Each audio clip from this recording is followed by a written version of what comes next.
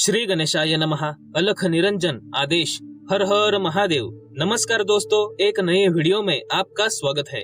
भक्ति कैसे करनी चाहिए, इसी विषय पर आज का ये वीडियो है। दोस्तों, कोई व्यक्ति हर रोज भगवान के सामने अगरबत्ती जलाता है तो उसे लगता है कि वो भगवान का बहुत बड़ा भक्त है। क्या भगवान के सामने अगरबत्ती जलाना मतलब भक्ति है? कई लोग ऐसे होते हैं जो मंदिर में जाते हैं, मंदिर में नारियल चढ़ाते हैं और उन्हें लगता है कि वे बहुत बड़े भक्त हैं। तो क्या नारियल चढ़ाना मतलब भक्ति है? कई लोग ऐसे होते हैं जो हर सुबह पूजा घर में दिया, अगरबत्ती या धूप जलाते हैं, एकादश स्तोत्र का पाठ करते हैं और समझते हैं कि उनकी भक्ति बहुत श्रेष्ठ है। मैंने कुछ लोग ऐसे देखे हैं जो हर सुबह मंदिर तो जाते हैं और ये लोग पूरे दिन भर 2 नंबर के काम करते रहते हैं। तो क्या हर रोज मंदिर जाने से इनकी भक्ति सच्ची है? कुछ अमीर लोग मंदिर में हजारों लाखों रुपए दान करते हैं और उन्हें लगता है कि वे बहुत बड़े भक्त हैं। तो क्या पैसा दान करना मतलब भक्ति है? दोस्तों, पैसा दान करना या कुछ भी दान करना ये धर्म कार्य है, भक्ति नहीं। दान धर्म में और भक्ति में अंतर होता है। दोस्तों, मैंने एक आदमी को इस तरह से पूजा करते देखा है कि उसकी पूजा में हर तरह की पूजा सामग्री का इस्तेमाल किया जाता है। मतलब जब वह पूजा करता है तो पूजा के लिए बेल पत्र, तुलसी पत्र, 2-3 प्रकार के फूल, फल, धूप, अगरबत्ती, फूलों के हार, भोग लगाने के लिए कोई मिठाई या घर में बना प्रसाद और ऐसे ही अनेक प्रकार की सामग्री उसके पूजा में इस्तेमाल की जाती है। लेकिन अगर उसको कोई सामग्री नहीं मिल पाती तो पूजा करने में उसका मन ही नहीं लगता। तो क्या इस तरह से इतनी सारी सामग्री का इस्तेमाल करके पूजा करना मतलब भक्ति है? लेकिन अगर आप भगवान श्री कृष्ण के मित्र और भक्त सुदामा का उदाहरण लेंगे तो उनके आर्थिक हालात बहुत खराब थे। उनका एक एक दिन ऐसे कटता था कि भगवान के सामने दिया जलाने के लिए तो छोड़िए, एक वक्त का खाना बनाने के लिए भी तेल ही नहीं मिलता था। जैसे कोई पुजारी या पंडित हमें बताते हैं कि ये पूजन सामग्री चाहिए, वो चाहिए, उस तरह से भक्त सुदामा जी पूजा ही नहीं कर सकते थे।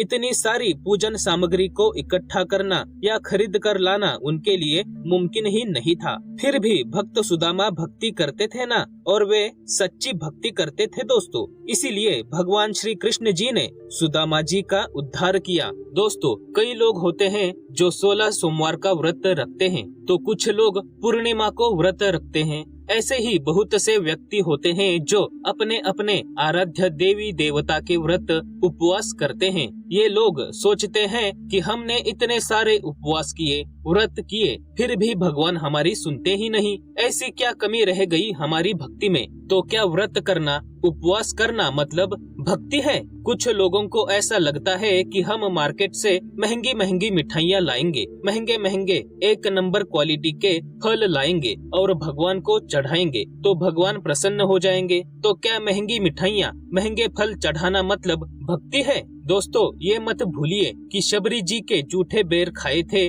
भगवान श्री राम ने। भगवान ये कभी नहीं देखते कि आप कौन सी मिठाई या कौन सा फल चढ़ाते हो। भगवान देखते हैं आपकी भक्ति। दोस्तों, शिव लीलामृत ग्रंथ में एक कथा है जिसमें एक छोटे बच्चे ने अपनी भोली भाली भक्ति से भगवान शिव को अपने सामने प्रकट होने पर मजबूर किया। कैसे पता है? उस बच्चे ने शिवलिंग मानकर एक पत्थर रख दिया और उसकी पूजा के लिए बेलपत्र, फूल, फल, प्रसाद सब कुछ पत्थर ही चढ़ा दिए। और जैसे कि उसने किसी को ओम नमः शिवाय मंत्र का उच्चारण करते सुना था, वैसे ही वो बच्चा भी मंत्रोच्चारण करता रहा और वह मंत्रोच्चारण करने में इतना तल्लीन हो गया कि उसकी समाधि लग गई। उस बच्चे ने पत्थरों से खेलते खेलते पत्थरों से ही शिव पूजा कर दी। लेकिन उसका भोलापन इतना सच्चा था, पत्थरों से पूजा करते वक्त उसके मन में जो भाव थे वो इतने सच्चे थे। अपने लड़कपन में ही उसने जो मंत्रोच्चारण किया था वो इतना सच्चा था कि भगवान शिव स्वयं को रोक ही नहीं पाए और वे उस बच्चे के सामने प्रकट हुए। उसको आशीर्वाद दिया। जिस जगह पर उस बच्चे ने पत्थरों से शिव पूजा की थी, वहाँ पर भव्य दिव्य मंदिर बना दिया। जिस झोपड़ी में बच्चा अपनी माँ के साथ रहता था, वहाँ पर आलीशान महल बना दिया महादेव ने। दोस्तों, जो लोग कहते हैं और मानते हैं कि पूजा के लिए ये सामग्री चाहिए, वो चाहिए, उनको शिवलीलामृत ग्रंथ का पाठ अवश्य करना चाहिए। शिवलीलामृत का पाठ करते वक्त जब आप इस कथा को पढ़ोगे तो आपके सारे चक्षु खुल जाएंगे और आपकी सारी धारणाएं भी बदल जाएंगी। तो अगर आप समझते हैं कि दिया, अगरबत्ती या धूप जला के, नारियल चढ़ा के, स्तोत्र पठन करके, दान धर्म करके, अनेक मिठाइयों का, फलों का भोग लगा के या फिर खूब सारी सामग्री से भगवान की पूजा करके सच्ची भक्ति कर रहे हो, तो यकीन मानिए दोस्तों, आपकी ये गलत धारणा है। क्योंकि भक्ति करने के लिए किसी भी सामग्री की आवश्यकता नहीं।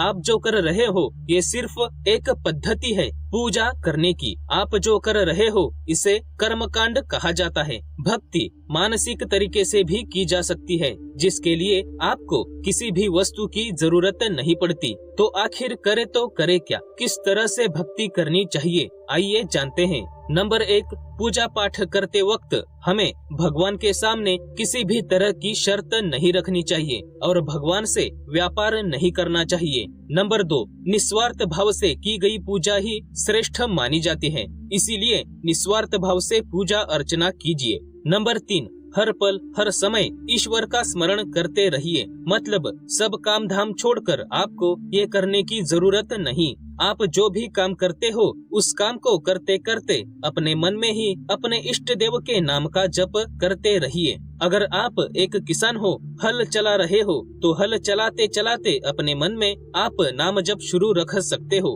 अगर आप एक गृहिणी हो तो बर्तन धोते वक्त, कपड़े धोते वक्त अपने मन में ही अपने प्रभु का नाम जप कर सकते हो। देखिए, नाम जप करने के लिए कोई भी नियम नहीं है और नाम जप के लिए किसी भी सामग्री की आवश्यकता भी नहीं पड़ती। नाम जप करने के लिए आपने अपना घर बार छोड़ने की या काम धाम छोड़ने की आवश्यकता नहीं। अपना गृहस्थ धर्म निभाते हुए, अपने नित्य कामकाज करते हुए भी आप नाम जप कर सकते हो तथा कलयुग में नाम जप ही श्रेष्ठ माना जाता है। नंबर 4, हमेशा गरीबों की व जरूरतमंदों की सेवा कीजिए। वैसे दोस्तों, सेवा कार्य में और भक्ति में अंतर होता है, लेकिन दोस्तों गरीबों की व जरूरतमंदों की मदद करने से ईश्वर प्रसन्न होते हैं। इसीलिए आपको हमेशा ऐसे काम करने चाहिए जिससे भगवान प्रसन्न हो जाए।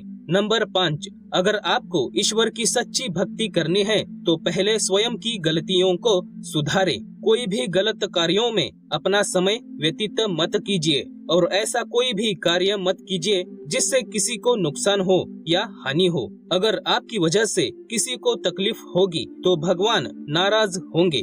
भगवान नाराज हो जाए ऐसे किसी भी कर्म से आपने दूर ही रहना चाहिए। नंबर 6, दोस्तों सच्ची भक्ति एक भक्त के मन की वह स्थिति है जब वह भगवान की शरण से एक क्षण का भी वियोग सहन नहीं कर सकता और जब कठिन परिस्थितियों के कारण उस भक्त का मन विचलित होने लगता है तो वह संघर्ष करता है, वापस भागता है और स्वयं को दोबारा ईश्वर से जोड़ लेता है। इस तरह से आपकी भक्ति होनी चाहिए। नंबर 7, आपको इस तरह से भक्ति करनी चाहिए कि आपके आराध्य का नाम सुनते ही, आपके आराध्य का चिंतन करते ही आपकी आंखों में पानी छलकना चाहिए। नंबर 8, अगर आपको एक सच्चा भक्त बनना है और सच्ची भक्ति करनी है तो आपने निरंतर ईश्वर की लीला, कथा, महत्व इत्यादि को सुनना चाहिए। ईश्वर के गुण, नाम, पराक्रम का कीर्तन करना चाहिए। निरंतर अनन्य भाव से परमेश्वर का स्मरण करना चाहिए।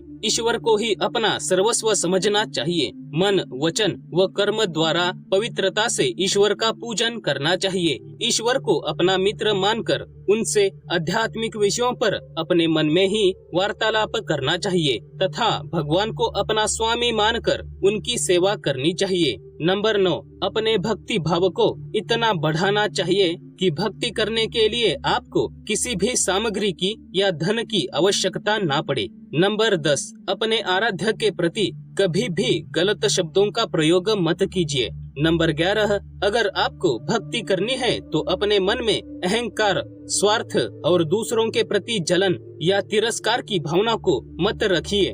नंबर 12, षड्रिपु को समझिए और उनसे दूर रहिए। षड्रिपु मतलब काम, क्रोध, लोभ, मद, मोह एवं मत्सर, तो इनसे दूरी बना के रखिए। तो दोस्तों, भक्ति कैसे करनी चाहिए, इसी विषय पर हमारा ये वीडियो था। वीडियो को लाइक करें और ज्यादा से ज्यादा शेयर करें। अध्यात्म व शिव भक्ति का प्रचार करने में हमारा साथ दीजिए। महादेव दर्शन चैनल को सब्सक्राइब कीजिए और पूरे श्रद्धा भाव से बोलिए हर हर महादेव। धन्यवाद।